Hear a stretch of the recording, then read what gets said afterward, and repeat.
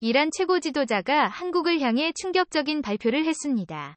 이란 현지 언론들의 보도에 따르면 이란 최고 지도자가 공식적으로 한국 가전제품 수입 금지령을 내렸다고 관영통신들의 30일 보도했습니다. 이런 현지 언론 보도는 한국 내 이란의 동결자금을 활용해 가전제품을 수입할 수 있다는 소문이 도는 가운데 나왔습니다. 네, 맞습니다. 미국의 대이란 제재로 약 8조 원에 달하는 이란 정부의 돈이 한국에서 묶이자 이 돈으로 한국 제품을 구매하는 데 쓰겠다고 발표한 바 있습니다. 호세인 타나의 이란 한국상공회의소 회장은 현지 시간 7일 현지 언론 인터뷰에서 이와 같은 사실을 확인했죠. 자, 그런데 불과 몇 달 만에 완전히 태도를 바꿔 한국에 충격적인 발표를 했습니다. 아이둘라 세예드 알리 하메네이는 최근 대통령실과 산업광물통상부에 서한을 보내 이란산 제품을 보호하기 위해 한국 가전 완제품을 수입하지 말라고 지시했습니다. 신정일치 체제의 이란에서 최고 지도자는 모든 정책의 결정권을 갖습니다. 최고 지도자실은 서한에서 한국 기업 2곳이 생산한 가전제품을 수입한다며 국내 전자제품 기업이 모두 파산하게 될 것이라면서 이 문제는 진지하게 접근할 필요가 있다라고 강조했습니다. 서한에서 최고 지도자는 기업명을 명시하지 않았지만 한국 기업 2곳은 삼성전자와 LG전자인 것으로 풀이됩니다. 2018년 8월 미국의 대이란 제재 후 대부분의 한국 기업은 이란에서 철수했습니다. 이때 삼성전자와 LG전자도 이란 사업을 접었습니다. 2018년 한국 기업이 이란에서 철수할 당시 이란은 이런 어려울 때 도와준 친구를 잊지 않는다. 미국의 제재에 가담해 이란을 떠난 나라의 기업이 다시 이란에 진입하기는 매우 어려울 것이다라고 경고하기도 했습니다. 이후 이란은 3G 플러스 될 자국 기업을 육성했습니다. 미국 처지가 지속되고 이란의 가전제품 가격이 오르자 일부 현지 언론은 한국 업체 제품 판매가 재개될 수 있다고 보도했습니다. 호세이 타나의 이란 한국상공회의소 회장은 지난 6월 한국의 공산품 전자제품 생산기계 기술장비 등을 수입하는 데 있어서 동결자금을 활용할 수 있다며 무역재개 가능성을 언급한 바 있습니다. 이에 이란 내 가전제품 생산업체들은 한국 제품이 수입될 경우 국산 가전산업의 위협을 받을 것이라고 반발했습니다. 이란은 2010년 이란 중앙은행 명의로 IBK 기업은행과 우리은행의 원화계좌를 개설했고 이 계좌를 통해 원유 수출 대금을 받아왔습니다. 그러나 미국 정부가 2018년 이란 중앙은행을 제재 명단에 올려 이 계좌를 통한 거래가 중단됐으며 이란 정부는 이 동결 세금을 해제하라고 요구해왔습니다. 한국 내 이란의 동결 자금은 70억 달러 우리 돈으로 8조 3천억 원 규모로 알려졌습니다. 미국의 제재로 자신들의 돈이 묶였는데 미국에는 아무런 저항도 할 힘이 없으니 한국에 대신 화풀이를 하고 있는 이란 한국을 너무 만만하게 본 것이죠. 만약 이란의 주장대로 너무 많은 양의 삼성과 LG 가전제품들이 이란으로 들어와 이란의 가전제품 제조회사들이 몰락하고 있는 것이 사실이라고 하더라도 이란은 세계무역기구 등 국제기구에 정식으로 문제를 제기한 뒤에 현재보다 좀 더 높은 관세를 부과한다거나 수입 물량을 제한하는 등의 조치를 단계적으로 밟아나가야 하는 것이 정상입니다. 아직 이란이 WTO에 가입하지 않았다고는 하지만 옵저버로 WTO 행사에 수년 동안 참석해오며 국제무역 시스템에 대해 배워나가고 있는 상태인 점을 고려한다면 이번 이란의 한국산 제품 수입 금지라는 폭탄 발표는 너무나 무책임하고 마치 일본을 보는 듯합니다. 심지어 이란 국민들도 이란 최고 지도자의 막가파식 외교에 분노를 터뜨리고 있는데요. 이런 정부가 이런 내 삼성전자 간판을 떼버리고 직접 만들겠다며 세운 이런 회사 삶을 보시며 삼성전자를 완전히 표절하고 있습니다. 그 시체부터 새까지의 삼성의 모든 것을 그대로 베낀 것을 확인할 수 있습니다. 그런데 한 가지 베낄 수 없었던 것은 삼성전자의 기술력이었습니다. 삼성과 LG 가전제품 수입을 금지하고 삼성 짝퉁 버전의 이런 회사 3과 G플러스가 생산해낸 가전제품을 기술력이 한참 뒤 떨어지는 것은 물론이고 이런 것을 과연 사는 사람이 있을까 하는 정도로 심각한 수준이었습니다. 그런데 가격은 삼성이나 LG가 전보다 훨씬 더 높습니다. 이렇다 보니 이란 국민들은 감정적으로 막가파식 외교 를 펼치는 이란 최고 지도자의 불만을 표출하고 있고 하루빨리 한국산 가전제품의 수입 재개를 시작하라고 외치고 있습니다.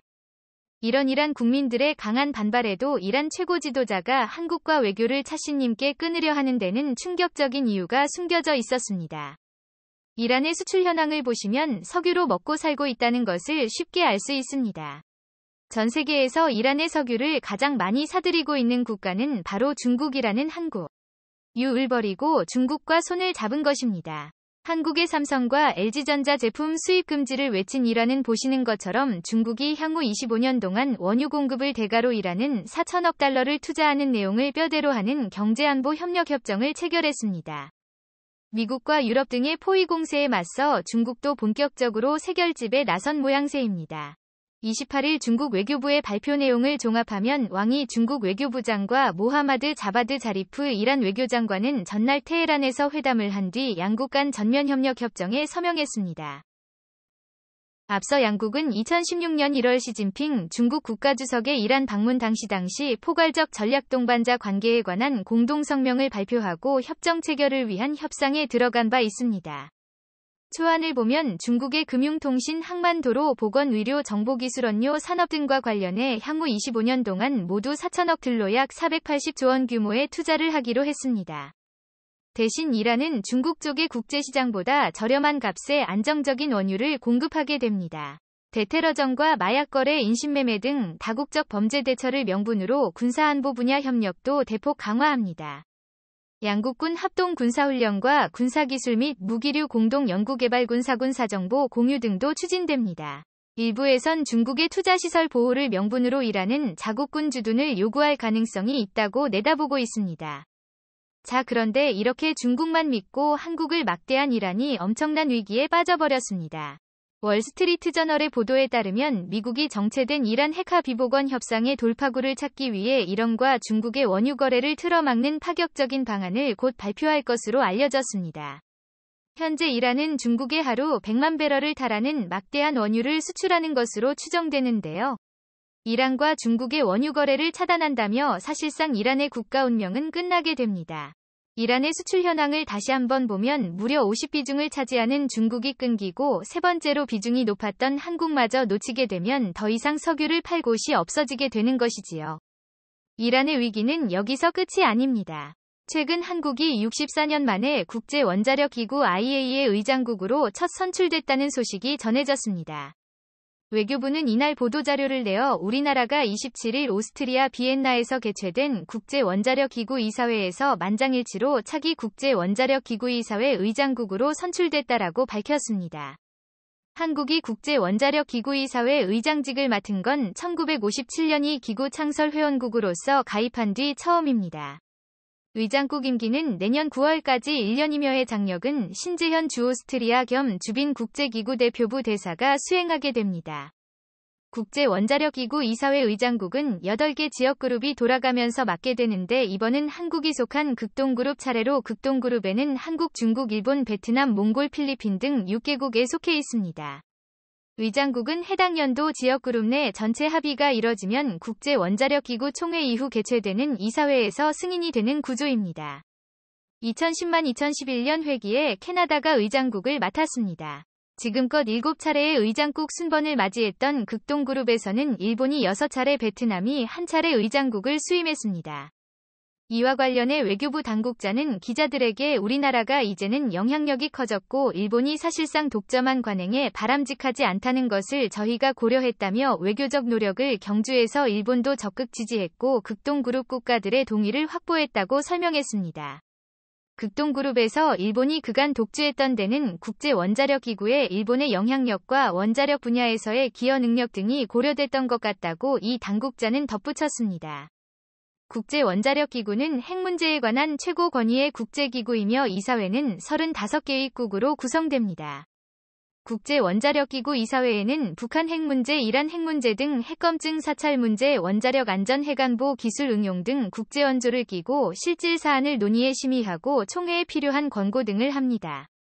이사회 의장은 연 5차례 열리는 이사회 및 이사회 산하위원회 회의를 주재하며 회의 전 주요 위제별 사무국 및 지역그룹 유사 입장 그룹 간 사전협의를 통해 회원국 간 입장을 조율하는 역할을 맡게 됩니다. 외교부는 한국이 국제원자력기구 이사회 의장직을 수임하게 된 것은 우리나라가 비확산 분야 모범국으로서 원자력 평화적 이용을 위한 이 기구 활동에 적극적으로 기여해온 점에 반영된 것으로 평가된다며 이를 계기로 국제원자력기구의 핵심 이슈에 대한 우리나라의 관여와 기여를 확대하고 북한 핵 문제와 한반도 평화 안정에 대한 국제사회의 지지를 더욱 고해 나갈 것이라고 밝혔습니다.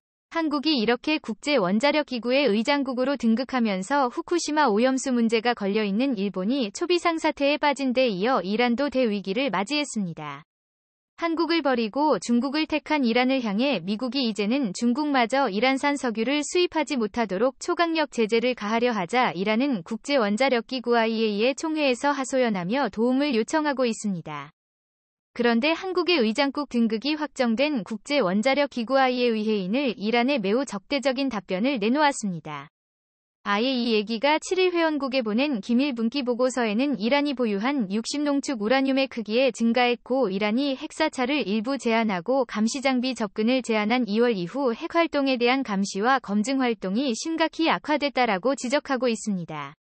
뿐만 아니라 IAEA는 이런 북부 카라지의 원심분리기 부품 작업장에 설치된 감시 카메라 4대 가운데 한 대가 파괴됐고 나머지는 심각히 손상됐다면서 일부 감시 장비는 통상 3개월마다 정비받아야 하나 5월 25일 이후 장비에 접근하지 못하고 있다라고 전했습니다. IAEA는 이란의 핵활동을 적절히 평가할 수 있다는 확신이 줄어들고 있으며 이란이 즉각 상황을 바로잡지 않는 한 확신은 지속해서 감소할 것이라고 경고했습니다. 즉 이란은 앞으로도 강력한 미국과 국제사회의 경제 제재를 받게 될 것이고 우방국이었던 한국까지 버려가며 택한 중국과도 더 이상 무역을 할 수 없게 되어 역사상 가장 심대한 위기에 빠지게 되었습니다. 오늘도 감사합니다. 최고로 멋진 하루를 보내시길 바랄게요.